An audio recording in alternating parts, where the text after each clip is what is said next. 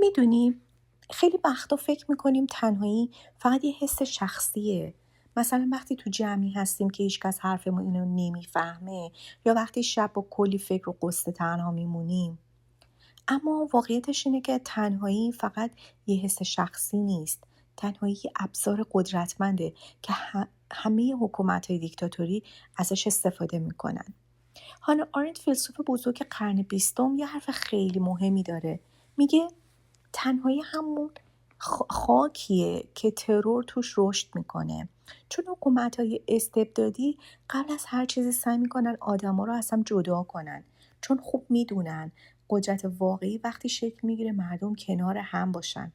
وقتی مردم تنها باشن کم کم قدرت فکر کردن رو از دست میدن. گیج میشن، دیگه نمیتونن فرق بین واقعیت و دروغ رو تشخیص بدن. امروز توی ایران دقیقا همین داستانه.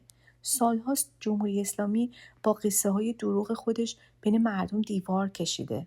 از همون اول یه عده رو کرد خودی، بقیه هم غیر خودی، که بیاین همسایه هاتون رو لو بدین. با بهونه های مختلف، بهونه های مثل قومیتی، جنسیتی، دینی، مذهبی، شغلی یا حتی محل زندگیمون، مدام میخواست ما رو از هم جدا کنه. چون میدونه آدم های تنها خطر کمتری دارن، کمتر اعتراض میکنن، کمتر صداشون بلند میشه. آرنت میگه ترور و سرکوب فقط جایی جواب میده که مردم از هم جدا باشن. چون آدم تنها ناتوانه، اما قدرت واقعی از با هم بودن میاد. حکومت دیکتاتوری به همینم راضی نمیشن، حتی میخوان تو زندگی خصوصیمونم بیان ما رو کنترل کنن. بیان تو خونه هامون، تو فکرامون، تو لباس پوشیدن و سبک زندگیمون دخالت کنن. میخوان کاری کنن که حس کنیم به هیچ جا تعلق نداریم. چون وقتی آدمی حس کنه که به هیچ جا تعلق نداره ساکت میشه، تسلیم میشه، یا بعضی وقتا میذاره میره. اما یه چیزی رو نباید فراموش کنیم. یه حکومت از آدمای تنها نمیترسه. از این میترسه که وقتی با همیم. ما ایرانی ها بارها ثابت کردیم میتونیم تنهایی رو بشکنیم.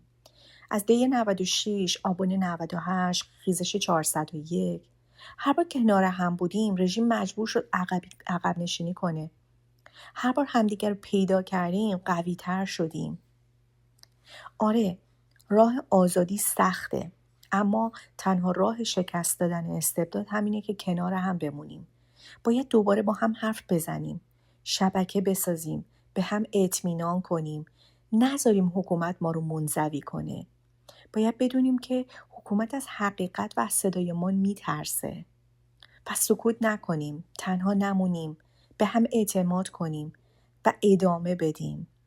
چون ایران رو فقط وقتی میتونیم پس بگیریم که دستامون تو هم قفل بشه و باور کنیم که قدرت واقعی توی مردمه.